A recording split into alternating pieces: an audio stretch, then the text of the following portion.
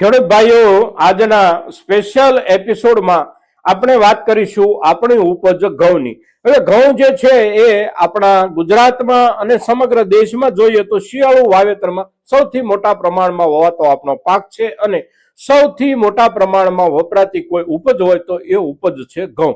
એટલે ઘઉંની સિઝન અત્યારે નવા ઘઉંની સિઝન આપણી શરૂ થઈ રહી છે અને નવા ઘઉંની સિઝન જ્યારે શરૂ થઈ રહી છે ત્યારે બજાર ભાવની સ્થિતિ જે કાંઈ છે એ બજાર ભાવની સ્થિતિ સામાન્ય રૂપમાં બિલકુલ સામાન્ય ભાવથી આપણા ઘઉં વેચાઈ રહ્યા છે અને નવી સિઝન જ્યારે આપણી શરૂ થાય ત્યારે નવી સિઝનમાં આપણને અત્યારના ઘઉંના ભાવની સરખામણીમાં વિશેષ કોઈ વધારો મળી શકવાની સંભાવના શક્યતાઓ છે કે કેમ, સાથે સાથે અત્યારના દિવસોમાં પણ હવે આપણી પાસે સંગ્રહિત ઘઉં જે કાંઈ છે પાછળની સિઝનના આ ઘઉં બજારમાં જે ભાવથી વેચાઈ રહ્યા છે એ ભાવથી વેચવાનો નિર્ણય કરીએ કે હજી કેટલાક સમય માટે આપણે સંગ્રહિત પણ રાખી શકીએ. આ જે અગત્યના મુદ્દાઓ છે આપણા, ખાસ કરીને બજાર સ્થિતિની સાથે જોડાયેલા અગત્યના મુદ્દાઓ, એટલે અત્યારના બજાર ભાવની સ્થિતિ અને અત્યારે બજારમાં આવી રહેલી આવકોની સ્થિતિ, અને આ બધા જે મુદ્દાઓ છે એની સામે આવનારી આપણી જે નવી સિઝન છે એ નવી સિઝનના સંભવિત ઉત્પાદનના અંદાજો અને એના આધારે મળનારું આપણું નવી સિઝનનું બજાર, આ બધા મુદ્દાઓને ધ્યાનમાં રાખી અને જ્યારે આપણે ઘઉં પર ચર્ચા કરીએ છીએ ત્યારે આજની આપણી ઘઉં પરની આ મહત્વની ચર્ચામાં આપ સૌ દર્શક મિત્રો અવશ્ય બન્યા રહેજો.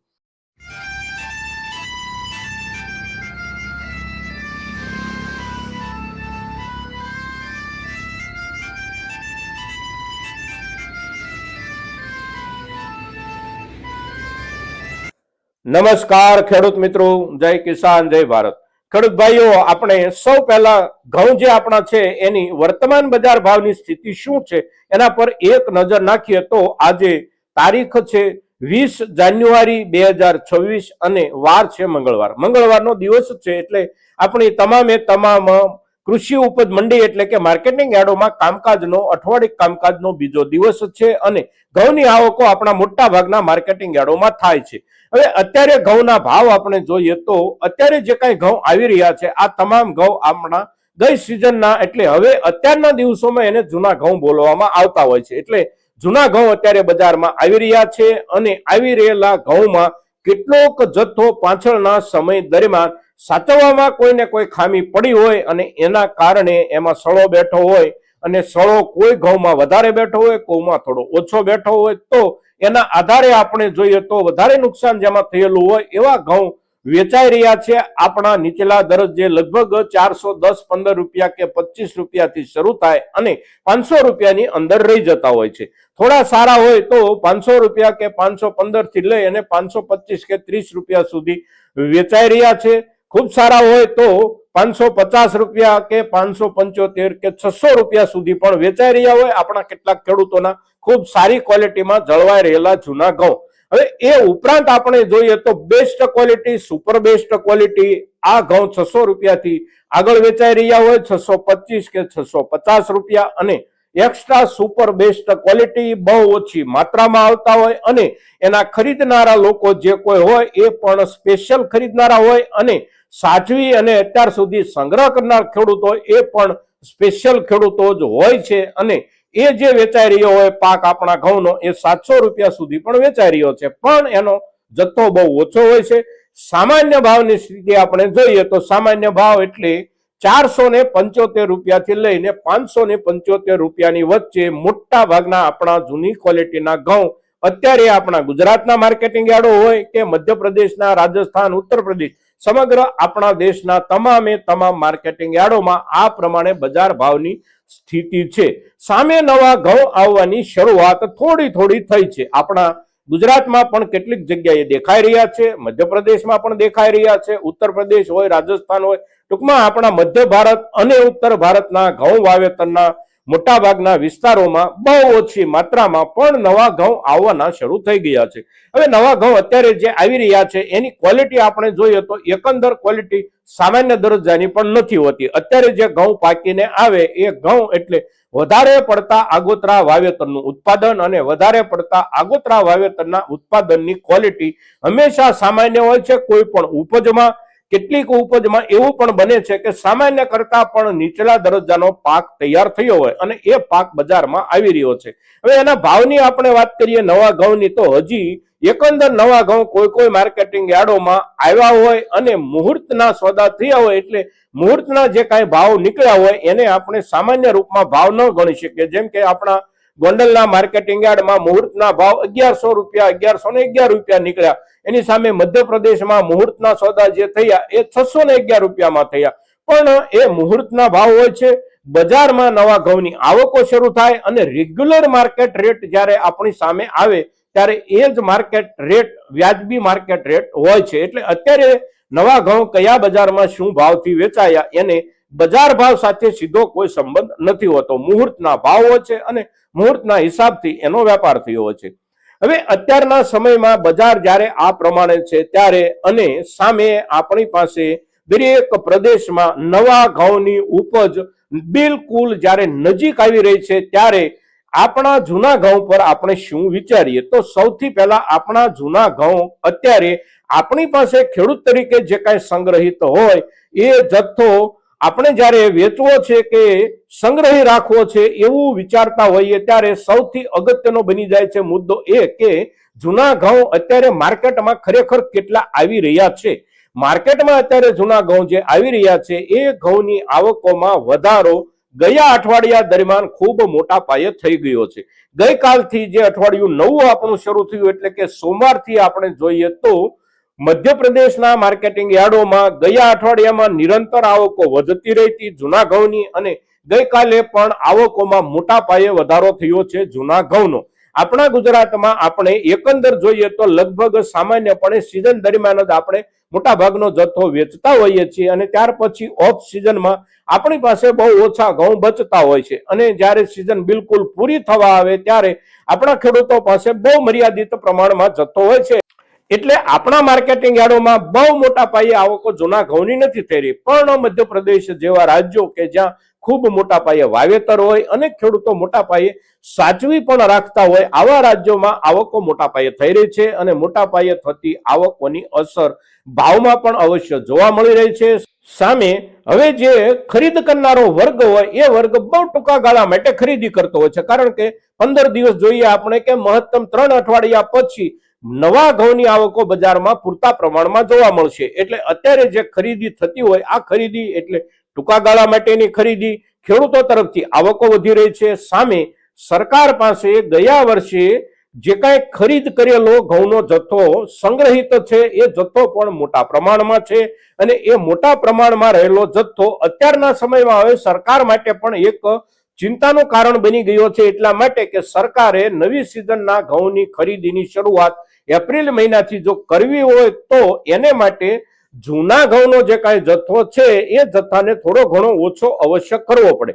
હવે એ જથ્થાને ઓછો કરવાના પ્રયાસો સરકાર નવેમ્બર મહિનાથી કરી રહી છે પણ બજારમાં સરકારના ઘઉં વેચાતા નથી. કારણ કે બજારમાં આપણા ખેડૂતો તરફથી જતા ઘઉંનો જથ્થો મોટા પાયે કાયમ માટે બની રહ્યો હતો. પરિણામે બજારમાં ભાવ ઊંચા ભાવ નહોતા ગયા. એના કારણે સરકારી ઘઉંની ખરીદી નવેમ્બર મહિનામાં કોઈ વેપારીઓએ જાજી ન કરી, ડિસેમ્બર મહિનામાં પણ ન કરી અને આ જાન્યુઆરીના સરકારી ટેન્ડરો જે કાંઈ તૈયાર થયા એ ટેન્ડરોમાંથી પણ ખરીદીનો જથ્થો ઓછો ગયો છે. એટલે સરકાર પાસે મોટા જથ્થામાં ઘઉં છે.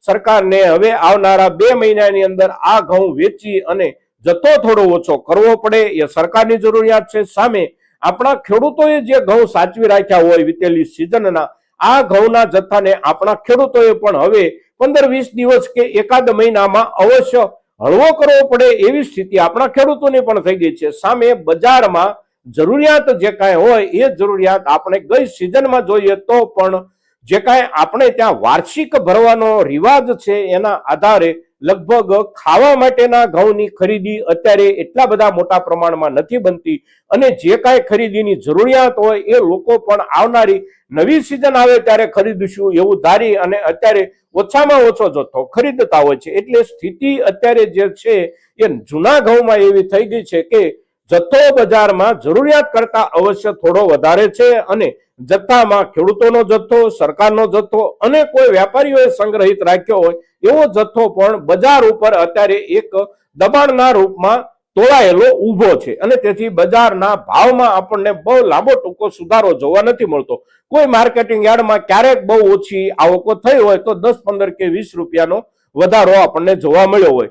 સામે ઘઉંની જે કાંઈ જાતો છે એ જાતો એટલે લગભગ સેંકડો જાતના ઘઉં આપણે ત્યાં વવાય છે અને એમાંથી ખાવા માટે વપરાતા ઘઉં અને ખાવા માટે વપરાતા ઘઉંમાં પણ ખાનાર વર્ગ પ્રમાણે જાત ખરીદાતી હોય છે. સામાન્ય વર્ગ સમાજનો હોય તો એ જે જાત ખરીદતો હોય એની સામે સમૃદ્ધ વર્ગ હોય એ કંઈક જુદી જાત ખરીદતો હોય, બિલકુલ ગરીબ વર્ગ હોય તો એ પણ અલગથી જાત ખરીદતો હોય. એટલે જાતો પણ પુષ્કળ છે, સામે ખરીદનાર વર્ગ પણ ઘણા બધા છે અને દરેક વર્ગ પોતપોતાની ક્ષમતા પ્રમાણેની જાતો ખરીદે છે અને પોતપોતાની ક્ષમતા પ્રમાણેનો વર્ગ ખરીદે છે. પણ એકંદર બજારમાં અત્યારે જૂના ઘઉં આવકોના હિસાબથી આપણે જોઈએ તો જથ્થો પૂરતા પ્રમાણમાં છે, ગ્રાહકી બહુ સામાન્ય રૂપમાં છે અને નવી સિઝન નજીક આવી રહી છે ત્યારે આપણી પાસે સંગ્રહિત જે કાંઈ જૂના ઘઉં છે એ જૂના ઘઉંને હવે આપણે ટૂંકો વેચાણ માટેનો સમયગાળો સમજી અને એના ઉપર કોઈને કોઈ સમયસરનો નિર્ણય અવશ્ય કરીએ. હવે નવા ઘઉં જ્યારે આપણી પાસે આવે ત્યારે એના બજાર ભાવની સ્થિતિ કેવી રહી શકે? તો નવા ઘઉં આપણી પાસે જ્યારે પાકીને આવે ત્યારે એટલે કે હવે બહુ જાજો સમય બાકી નથી, મહત્તમ 3 અઠવાડિયા કે 4 અઠવાડિયા પછી મોટા પાયે ઘઉં આપણા ખેડૂતોની પાસે આવવાના શરૂ થઈ જશે અને એ સમયે મોટા પાયે ખરીદી પણ નીકળશે. કારણ કે શરૂઆતની સિઝનનો સમય લગભગ 3 મહિના એવો હોય છે કે એ 3 મહિના દરમિયાન જે કોઈ પ્રોસેસિંગ યુનિટ હોય એ પણ મોટા પાયે ખરીદી કરતા હોય છે અને વાર્ષિક ભરનારો ખાનાર વર્ગ જે આપણો હોય સમાજનો એ પણ મોટા પાયે ખરીદી કરતો હોય તો 3 મહિના દરમિયાન કરતો હોય છે અને સિઝનની શરૂઆતના 3 મહિના દરમિયાન આપણા તરફથી પુષ્કળ જથ્થો માર્કેટિંગ યાર્ડોમાં જશે, સામે પુષ્કળ જથ્થો ખરીદનારાઓ તરફથી ખરીદાશે પણ ખરો.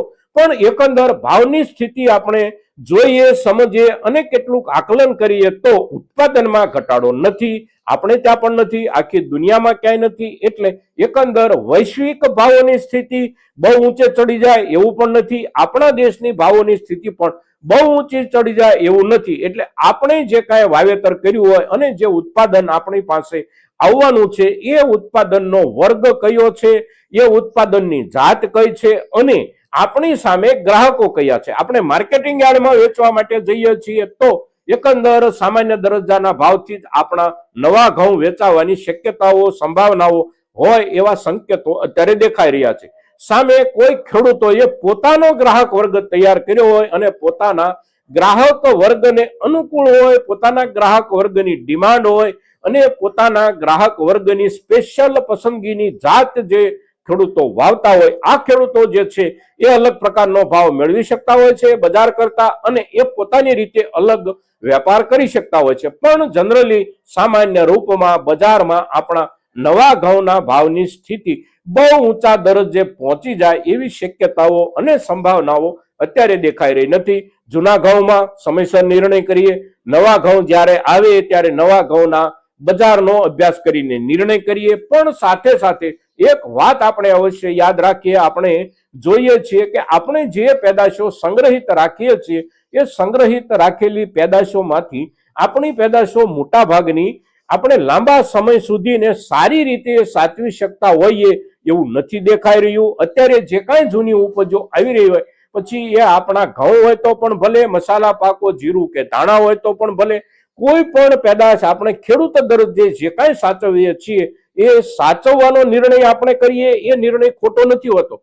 પણ એને સાચવશું કેવી રીતે, કેટલો સમય સાચવીશું અને ક્યારે વેચીશું, આવા કેટલાક નિર્ણયો આપણે અવશ્ય નવેસરથી અને બજારના ધોરણોને ધ્યાનમાં રાખી અને કરવાની શરૂઆત કરીએ. મિત્રો, અત્યારના દિવસે આપણે જોઈ રહ્યા છીએ કે કેટલોક ગયા વર્ષનો કપાસ ખેડૂતો વેચવા માટે લાવી રહ્યા છે અને ગયા વર્ષનો કપાસ આપણે 1400 કે 1450 રૂપિયામાં અત્યારે વેચી રહ્યા હોઈએ તો વચ્ચે એટલે કે ગયા વર્ષની ઉપજ પછી 1500 રૂપિયાના ભાવ જે તે સિઝનમાં પણ આપણને મળી ગયા છે, 1550 કે 1600 રૂપિયાના પણ મળી ગયા છે અને છતાં જે તે સમયે આપણે ન વેચી શક્યા હોય અને અત્યારે ફરી પાછા એનો એ જ માલ જૂના વર્ષનો આપણે વેચવા આવવું પડે, આવી પરિસ્થિતિ આપણી દરેક પાકમાં થાય છે. અને તેથી સંગ્રહ કરવાનો નિર્ણય બિલકુલ ખોટો નથી, પણ સંગ્રહ કરવા માટેની આપણી વ્યવસ્થા કેવી છે અને કેટલા સમય માટે સંગ્રહિત રાખવું છે અને ક્યાં ભાવ પહોંચે ત્યારે વેચવું છે, આવા કેટલાક નિર્ણયો અવશ્ય કરીએ મિત્રો.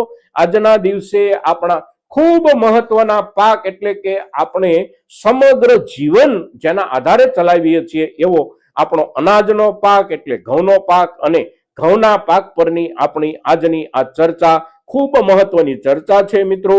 શક્ય હોય ત્યાં સુધી દરેકે દરેક ખેડૂત સુધી આપણી આ ચર્ચા પહોંચે જરૂરી છે અને એને માટે એક માધ્યમ તરીકે આપ સૌ દર્શકો મહત્તમ ખેડૂતો સુધી આપણી આ ચર્ચા પહોંચાડો એવી આપ સૌની પાસેથી અપેક્ષા સાથે જય કિસાન, જય ભારત.